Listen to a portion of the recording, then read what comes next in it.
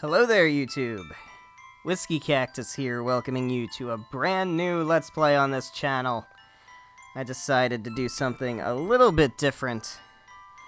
We haven't done a visual novel on here in quite some time, so I thought it would be good to jump back into the visual novel world.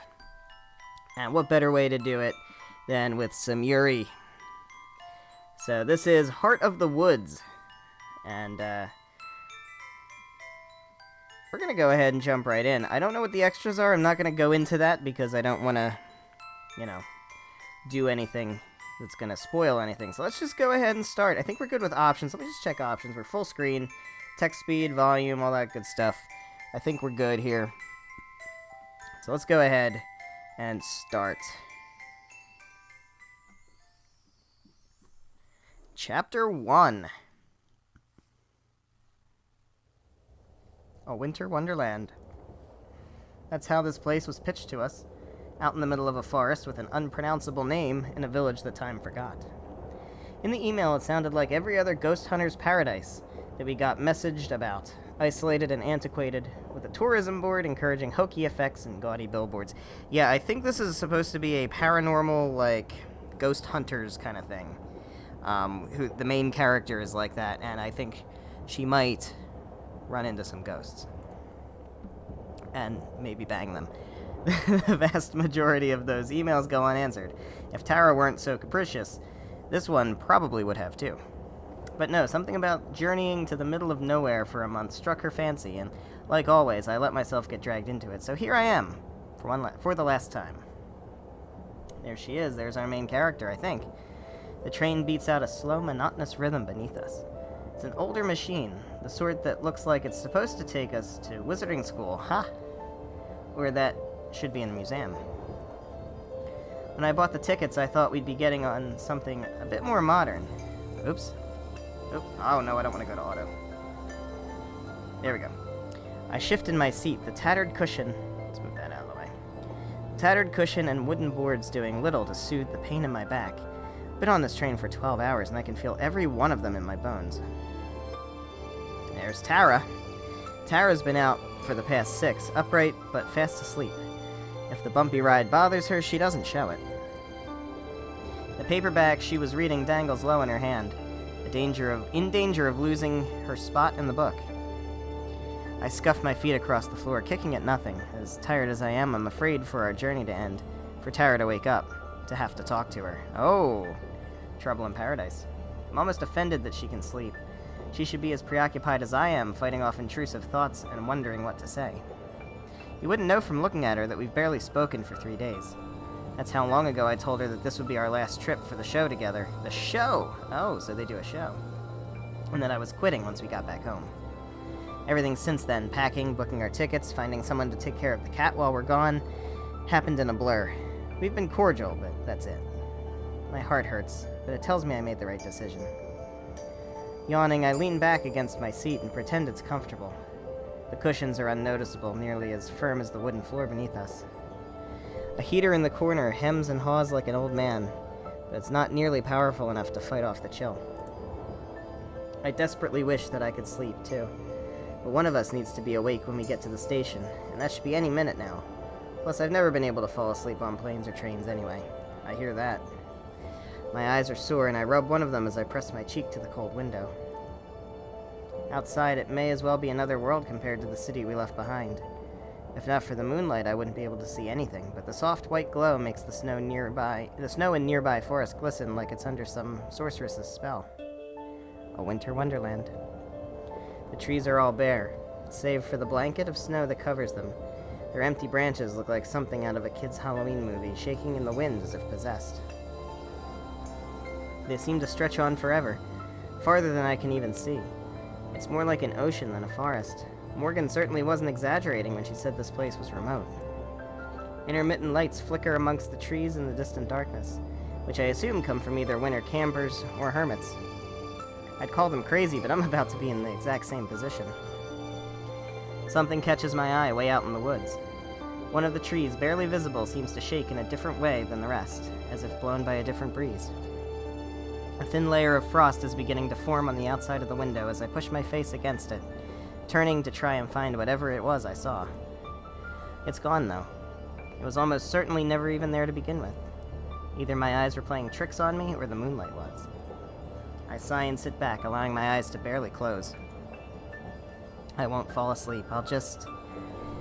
I'm jostled back into alertness as the train lurches harder than before. There's a shrill whistling sound, and then the shudders of the train grow stronger as we begin to slow down. The driver hit the brakes. We're almost there. Across from me, Tara is undisturbed. Somehow, she still hasn't dropped her book. Apparently, she's less clumsy when she's asleep. Through the frosted window, I can see the lights of what must be Eisenfeld as we approach the station. They're few and far between, like scattered stars. The buildings appear to be placed sporadically, nestled on and around a hill. As we round a bend, the village goes out of sight once more. Can't really put this off any longer. I lean over and shake Tara's shoulder. Maddie is my name. All right. Hey, wake up. We're almost there. Without opening her eyes, Tara mumbles a response. How close is almost? Seriously? I don't know, a couple minutes? Okay, I'm getting up. She isn't getting up. I mean it, if you sleep through the stop, we're just going to... I'm up, Mads. She finally opens her eyes. I cut off the end of my sentence, not sure if I was serious or not. We're not even there yet, and we're already snappy. God, I wish I could sleep just a little longer, I tell myself. You excited? A little bit. Why? You? Kinda nervous still. What's there to be nervous about? We've done this 1,000 times. Yeah, well, this isn't like those other 1,000 times. And you know that. She shrugs again, not meeting my eyes. I don't know, Maddie. I'm sorry. Let's chill. Yeah, sorry. We lapse into silence. At least when she was asleep, it wasn't awkward. Just want off this train. I want to be distracted by going to the cabin and taking in the new sights. Any minute now. Hey, listen. Yeah? I know you're, not super thrilled to be here. She pauses, likely hoping for me to disagree. I don't. But let's just be cool, okay? Let's just try and have a good time. I breathe a deep sigh and let it out slowly. She's right. I'm committed to this trip. I can at least make it easy on myself. Yeah, okay. Sorry for getting bitchy. I'm tired. I feel you. Hey, how do I look? Like you just slept for 6 hours on a train? Not bad, huh? She messes with her hair in some attempt to improve its state. The results are unnoticeable at best. Oh, damn. Hopefully it's good enough for Morgan. Fisher. Morgan Fisher. Okay. She's meeting her new... If she's meeting her online hero or whatever, then I doubt she'll care that your hair's a mess. God, I hope not. I want to end up on some fashion faux pas vid. For real, though, if she's super fangirly, then let's just let her get it out of her system, and hopefully she won't make things weird later. Making things get weird later is kind of our specialty, though. Yeah, true. But hey, it got us up to 250,000 subs. Damn! So, we must have been doing something right. I just nod. Still can't help but fixate on how everything she says is past tense. It's over after this. It's fully my decision. All I have to do is say the words, and things will go back to normal. I doubt Tara would ever bring it up again, if I asked her not to. It'd be so easy. Doesn't want to be a YouTuber anymore, apparently. Look at that. Heart of the Woods. So it's ghost hunting, but I don't think there's really meant to be any kind of horror element to it. It's meant to be a Yuri romance, I believe, with the supernatural twist. I don't think it's a horror twist. But we'll see. We'll see how it goes. We step off the train and into another world. Ooh, look at that. Looks so good. Frigid wind saps the heat from my body almost immediately, as if it had been waiting until we arrived to pelt us until our skin felt like it was burning. There she is. Hey there, Maddie. I instinctively wrap my arms around myself to try to preserve what little body heat I have left, but it doesn't change a thing. Might as well not even be wearing a coat for all the good mine does. As nice as it is to have the moon keeping things from being completely pitch black, we could really go for some cloud cover right about now. Anything to keep some warmth around us. Tara doesn't even notice the cold. Armed with nothing but her signature jacket, she seems immune to the chill. She oohs and ahs all over the rustic train platform like there might be a ghost hiding in the rafters. Just a minute later, the train rumbles off into the night, leaving us behind, not a single passenger boarded. Tara watches it go, nodding in approval. Okay, this place is already killing it in terms of atmosphere. It's like she's completely forgotten the uncomfortable energy that had filled the train, back to her usual overly excited self. I should probably be bitter, but instead I can't help feeling jealous of how she can just shake it off. She has a little pocket camera that she's been carrying around with her, and she uses it to take a few pictures of the inky blackness surrounding us. I glance upward at the lights, which hang from the ceiling. This music is really good, by the way. They're small candles lit with real flame as opposed to electric. One of them has blown out and swings uselessly in the breeze. They're about as ineffective at keeping away the darkness as my coat is at keeping me warm. The low light will surely ruin Tara's photos, but she's snapping away without a care. You know none of those are actually going to be visible, right? She ignores me. I should probably just let her enjoy the moment. This place really does feel super eerie. Listen. I do, and it soon becomes apparent what she's referring to. The silence. All around us, it's quiet. Even the sound of the train is faded, leaving us in total solitude. The flickering lights of Eisenfeld seem impossibly far away, though I know it can't be more than half an hour's walk. It's so quiet, isn't that cool? We're definitely not in Kansas anymore. That's one way to put it. I strain my eyes and ears looking for any hint of Morgan, who's supposed to be picking us up. You'd think the sound of a car's engine would carry pretty far out here. For real though, I think this could be the place where we finally get some hard evidence. Something solid. She says this every time, but she usually sounds like she means it more. Just look at it. Something's gotta be out there. I can feel it. We both look off toward the trees. From the train, it was difficult to see where they ended. Here on the platform, it's impossible. My expectations aren't any higher than usual, though, which is to say non-existent. I wonder if Tara really believes what she's saying, either. When she speaks again, her voice is quiet. That would be the perfect send-off, wouldn't it? Her words sting. Damn it, not here, not already. I want to try and deflect away from this somehow, to set her back on her path, let her enjoy this moment without me spoiling it.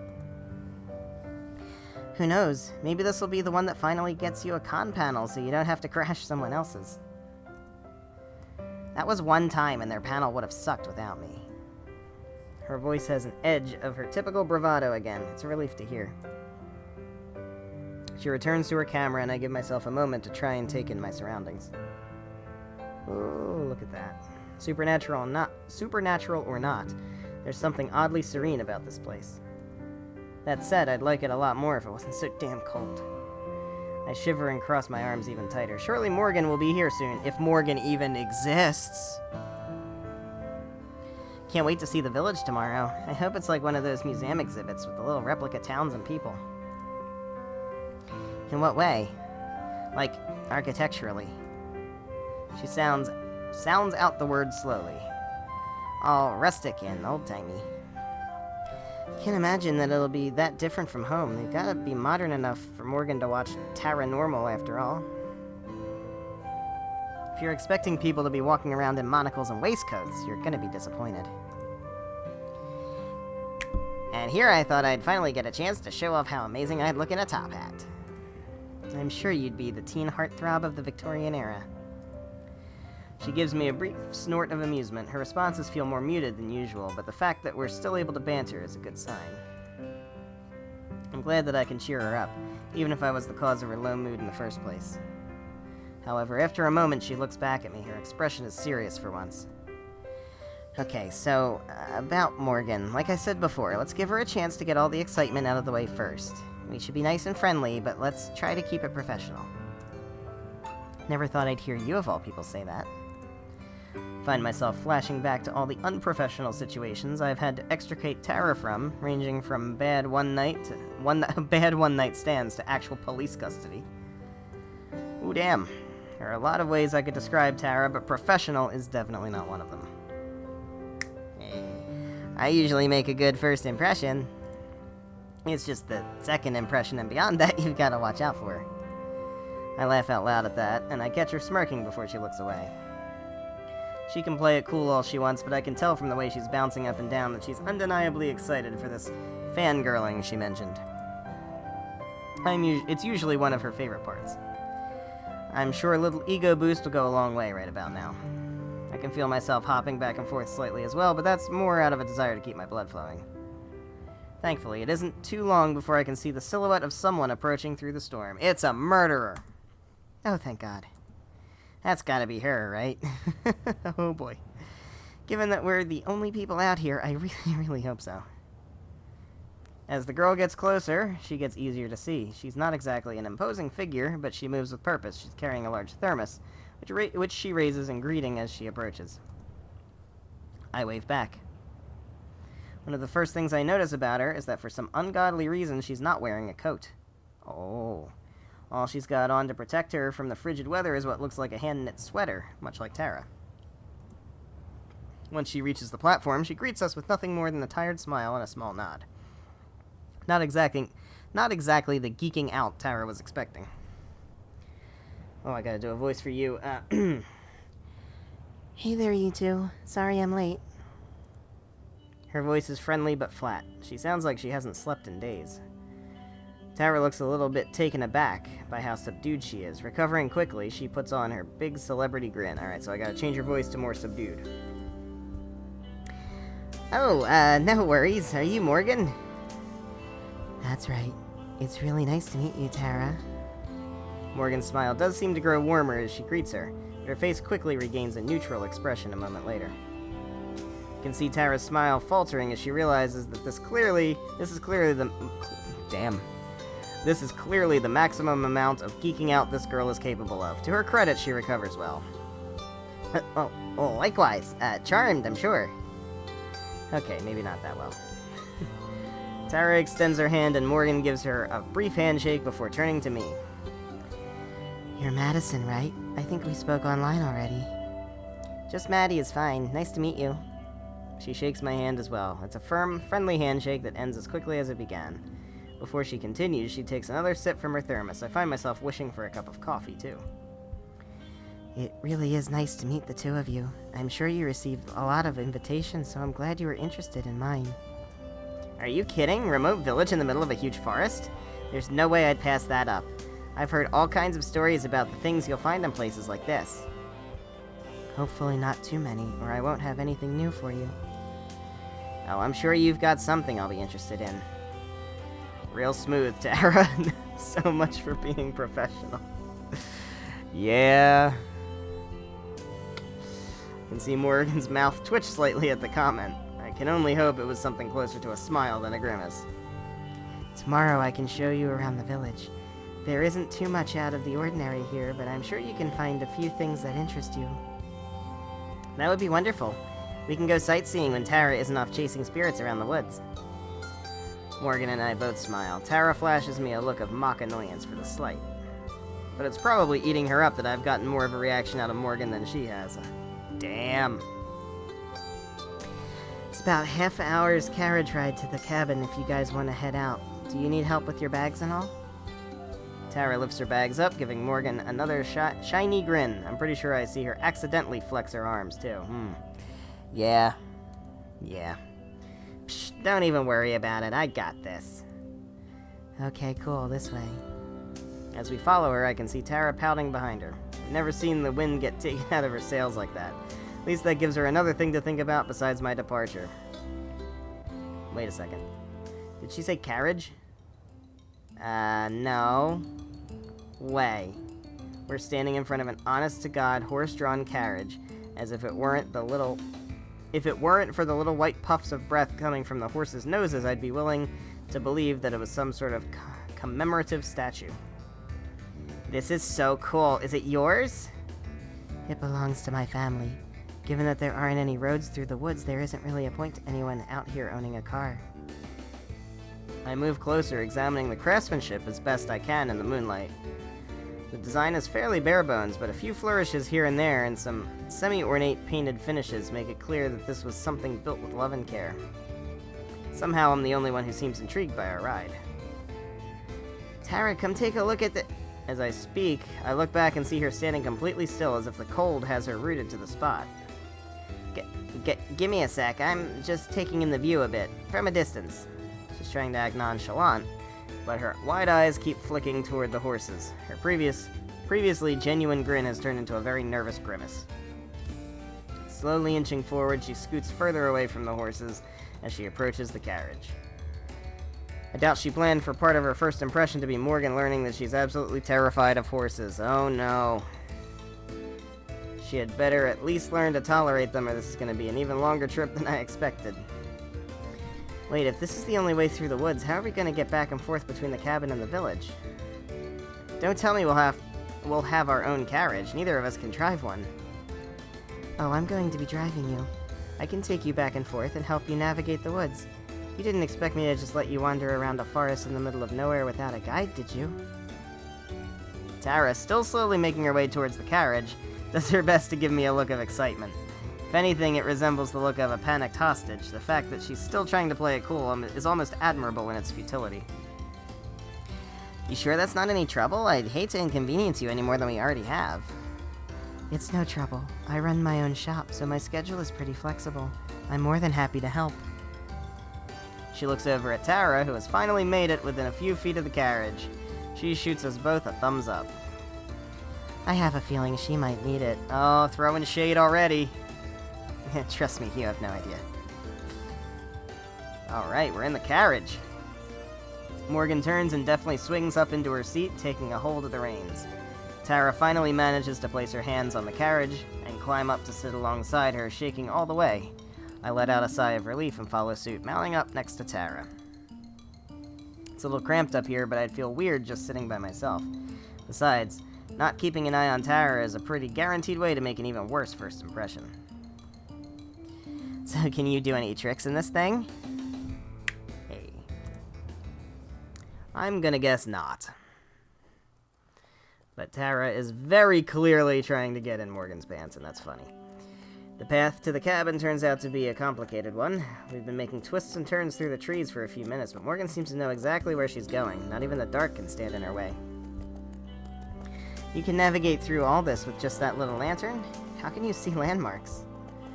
Don't worry, I know these woods better than just about anything. Besides, the moonlight is more than enough for me. Can't help but feel embarrassed as I think about all the times I had to use the flashlight on my phone just to find something I dropped in the car. Definitely wouldn't last out here. Looking over, I can see Tara bouncing her leg, probably about to launch into a torrent of questions for Morgan. After that flubbed introduction, she's clearly a little less gung-ho than usual, but I know that won't stop her. As such, I should probably get my handling of the actual adult stuff out of the way quickly before it gets lost in the noise. Is there anything about the town or the people that we should know? Local customs, things to avoid saying, that sort of thing? Morgan thinks about it for a moment, silent. There's a curfew at midnight. Also, you're not supposed to go too far into the forest. I ignore both of those rules a lot. Most of the villagers tend to be sticklers about them, though. Great. So our host is a troublemaker. I guess that means Tara will be in good company. So while we're on our way, could you maybe tell us about some of the specific supernatural occurrences you've seen out here so far? Here she goes. Morgan sits up at the question. She looks over toward us. Her eyes seem to lose a bit of their constant drowsiness. She's been waiting for this. Well, we have a lot of freak weather events, strange storms that appear and disappear, or are localized to certain parts of the forest in ways that shouldn't be possible. Tara nods solemnly, already totally enraptured in what Morgan is saying. Sometimes when I walk in the woods, I can see strange lights here and there, like tiny little stars inside the forest. I've never been able to get close to them, though. I raise an eyebrow, but I don't say anything. We've had countless cases of strange lights before, all of which have ended with rational explanation. That doesn't seem to damper Tara's spirits, though. I start to drift off. This is more Tara's jurisdiction anyway, so I'm sure they can just wake me up when we get there. Thought she couldn't sleep in trains and planes and stuff. There's also my cat. Your cat is a supernatural occurrence? She can talk, so I'd say so. What? Everything went quiet. Her words snapped me out of my trance. Looking over at her, I expect to see her holding in a laugh or sporting some kind of mischievous grin, but her face is as serious as it's been since we arrived. Your cat can talk? Like the way a human does? Yes, she's very well spoken, in fact. I try to hide a sigh. Weird weather and lights in the woods are ambiguous enough that we can play along with them. But every so often we get these blatantly fake claims, too, like a talking cat. Something tells me this is not going to be a fake claim. Tara, however, instantly perks up once her words sink in. She can't actually believe her, right? So, could we talk to her? She won't mind if I ask her a few questions, right? I was hoping you'd ask. I think you'll be very interested in what she has to say. 7 days. The whole thing is clearly some kind of joke, but Tara is absolutely taken in. I can practically see the wheels turning in her head as she plans out her follow-up questions. That's never good. So, do you have any ideas about what could be causing it? Something in her diet, maybe? I don't think so. Have you been feeding her some kind of special Eisenfeld cat food? Can I try some? Okay, I think that's enough of that. When Tara starts talking about eating cat food, it's time for me to exercise a little diplomacy and move the conversation forward. Crazy or not, I think we should move on. So what kind of things does she talk to you about? Just about our lives, for the most part. I figured you'd be better off hearing it from her rather than me. I'm sure that'll be illuminating. I'll say, if there's something paranormal in the village itself, you must have seen way crazier stuff in these woods. She starts to gesture as she talks, pointing back towards the village and swinging her arms around as she mentions the woods. Well, there's one pretty major thing, but you probably won't believe me. I wouldn't have come out here if I didn't believe you. Anything you have to say, I want to hear. I can't detect a hint of cynicism in her voice. Either she really believed this girl she met has a talking cat, or she's giving a performance worthy of an Oscar. Are you sure? 110%. Lay it on me, and also tell me things. She winks at her and flashes her finger guns. Back in celebrity mode. Tara's good at recovery with these things, but I've never seen her recover on this level with such speed. But as I watch her lean in towards Morgan to make sure she catches her next statement, I realize another possible reason for her passionate response. If there's one thing she loves more if there's one thing she loves more than hearing strange stories is trying to impress a cute girl. Now things are starting to fall into place a bit more. Well, you didn't pick up on that initially? Come on. Well, one of the main reasons I called you out here is, I'm not sure if it has a name, but it's some kind of forest spirit. Spirit? Like a ghost or something?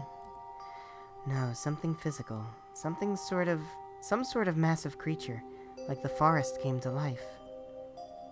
Okay, this is new. Even the crazier fans don't get this outlandish. But Tara is absolutely eating it up, no matter what her reasoning is. I'm glad she's having a good time. Is there anything else you can tell me about it? Does it speak or anything? Have you managed to interact with it at all? Is it more kaiju-sized or more basketball player-sized? I've only seen it once, unfortunately, so I don't know too much about it. I've searched for it a number of times since, but without any results.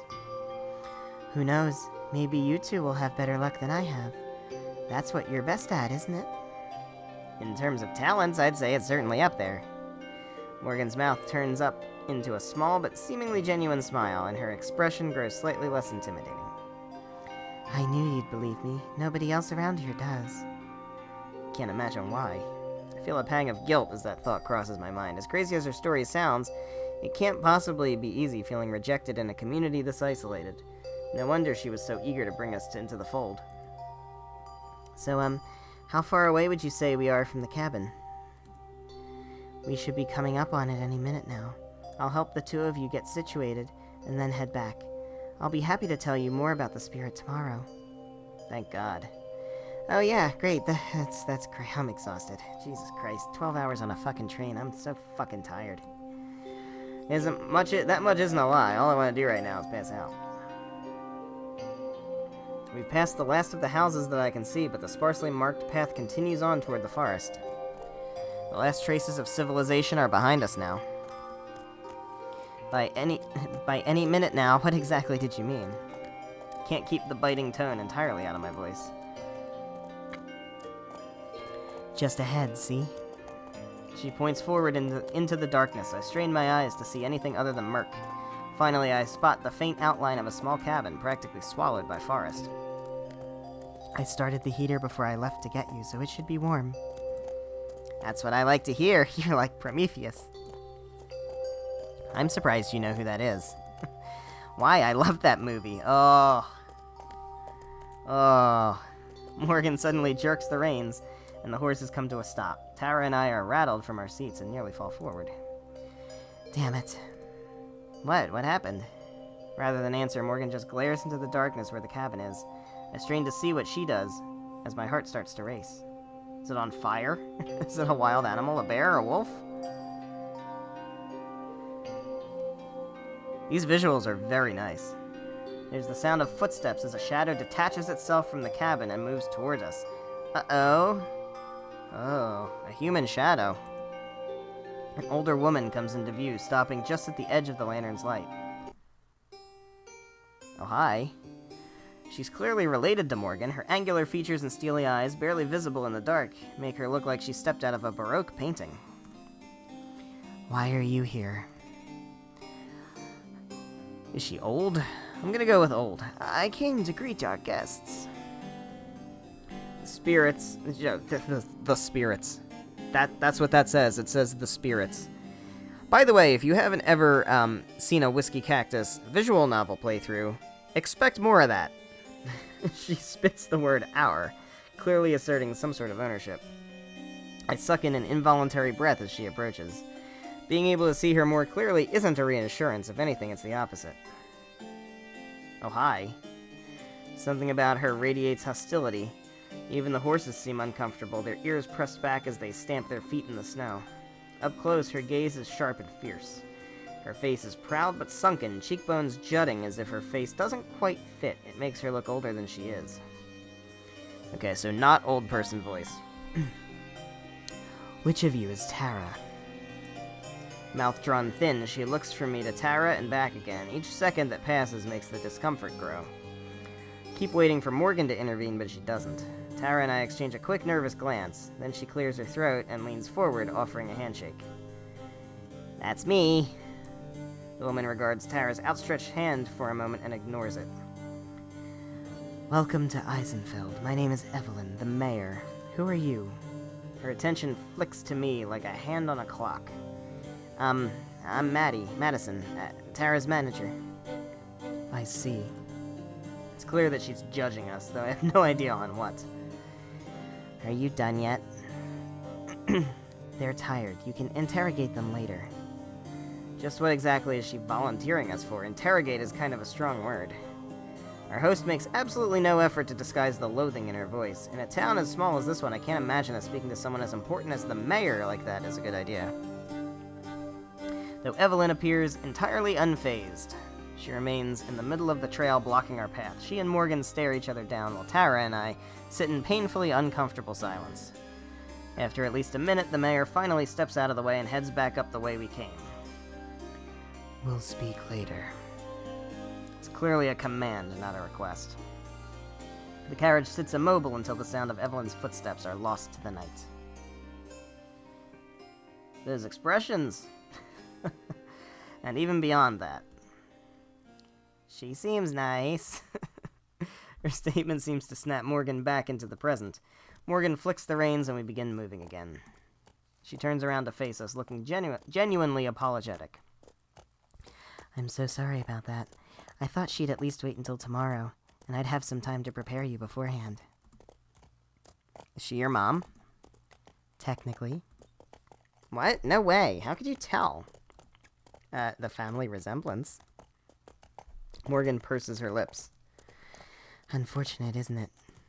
Long story short, I didn't tell her that you were going to be staying here until this morning.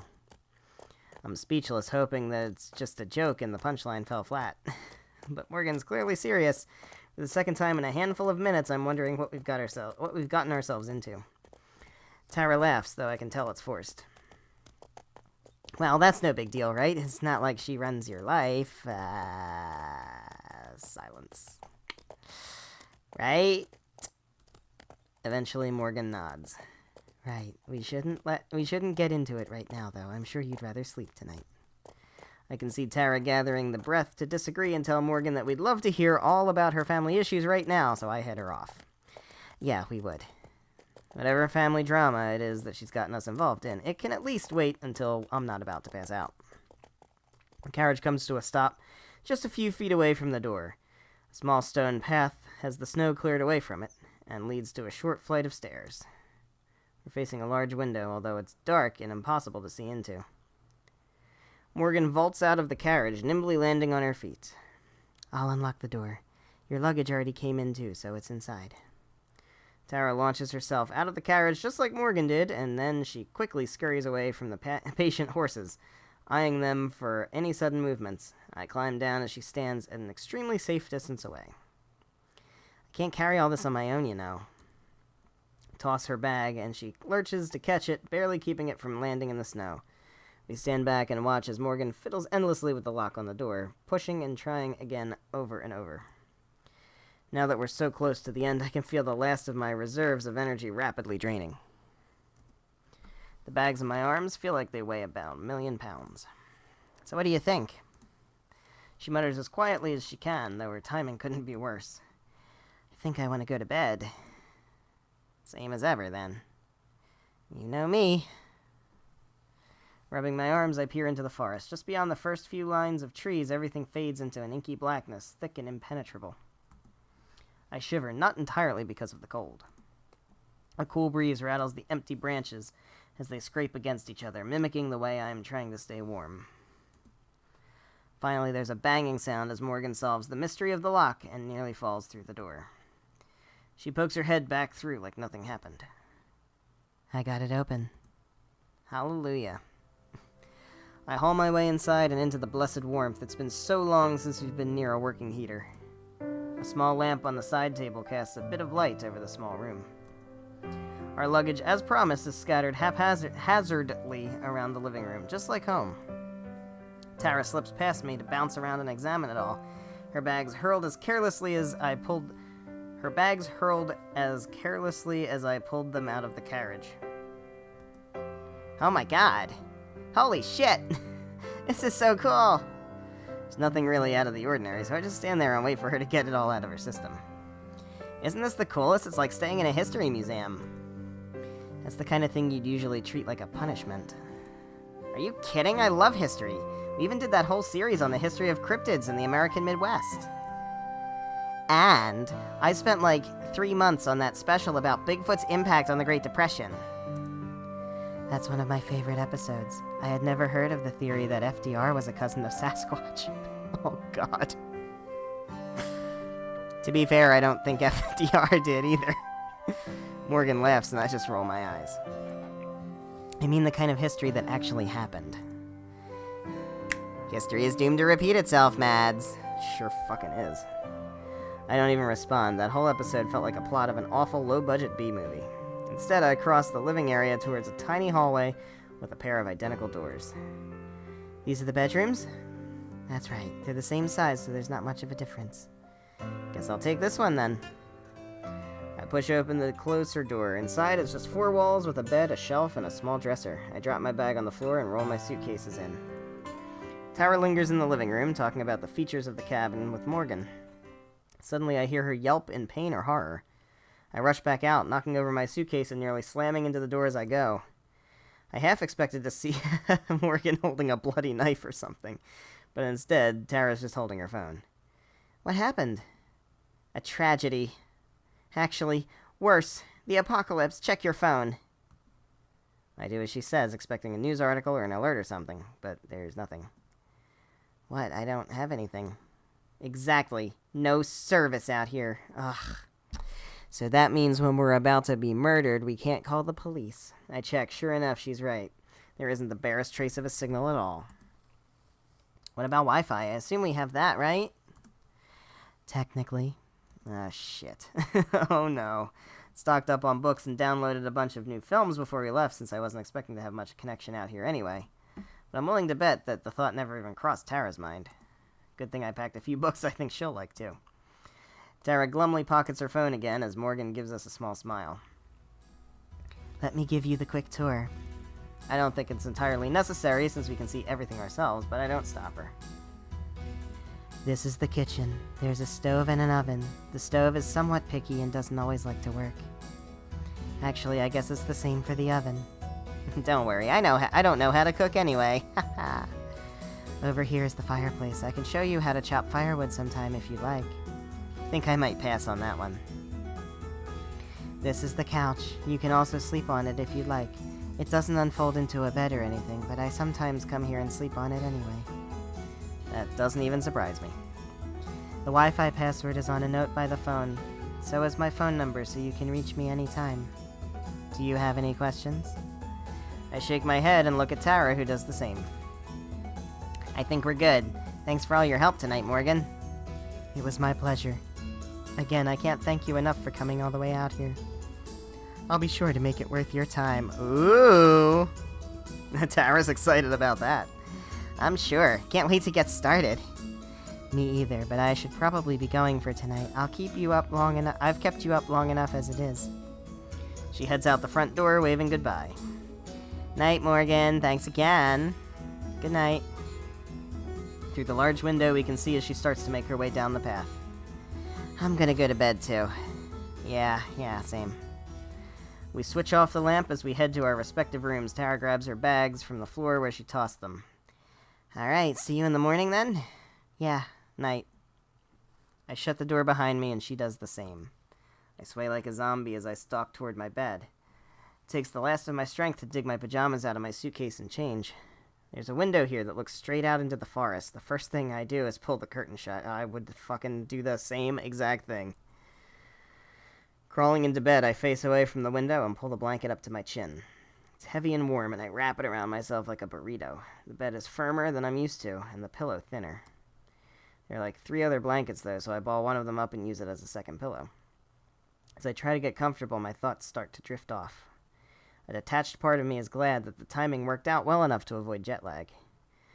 And in all, aside from the Wi-Fi, this is pretty nice as far as accommodations go, especially since we're not paying for it. It seems strange that Morgan would come all the way out here just to take naps sometimes, but I can already tell that most of what Morgan does would be considered strange. Strange but harmless, I don't mind. Strange but harmless, I don't mind. But when I think of her mother, the mayor, a chill runs down my spine, and I bundle myself even more tightly in the blankets. I should give her a second chance, though, especially if she didn't have any warning about our arrival. It stands to reason that she'd be annoyed at Morgan renting out her family's cabin like that. When I think of it that way, her reaction seems pretty justified. I'll just be extra polite to her next time we meet. Hopefully, it isn't an interrogation like Morgan said. That was probably just her being dramatic, I fucking hope. I yawn, wishing sleep would come faster. I expected to be out before my head even hit the pillow, not lying here with my thoughts racing. Yeah, ha, can relate.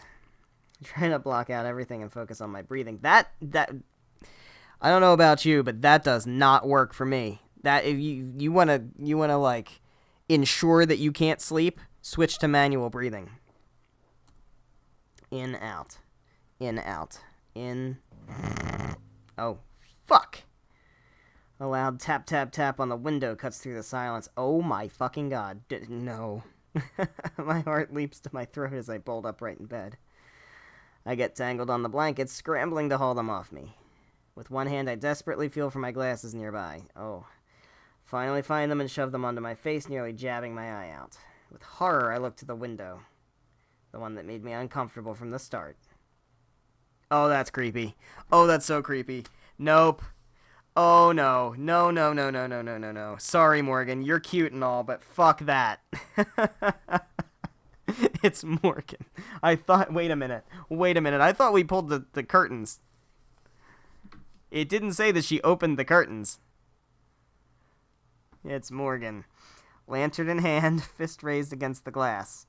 She stands there patiently. If she knows what kind of emotional roller coaster she just put me through, she doesn't show it. That's so weird. She definitely closed the curtains. It said specifically she closed the curtains, but the curtains are open. Why are the curtains open?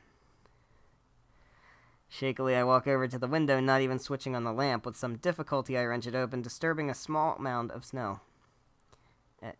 Yes? It's the best I can manage. Anything longer, I'm not sure I could keep it civil. Sorry, I forgot to tell you. Please be ready to go by 8 and I'll come pick you up. I just blink, unable to comprehend what I'm hearing. Is that okay? We could make it 8:30, but no later. No, 8 is fine. Is that all? That's right. Have a good night. Bye, Morgan. Sorry if I disturbed you. Oh, that's so fucking creepy. That is so creepy. I slammed the window shut and hobbled back to bed. She doubled back in the snow and scared the hell out of me for that. Check the time on my phone. It's nearly midnight. 8 hours to sleep and then be ready to go. That's not bad. It's going to be a long month, isn't it? All right, guys.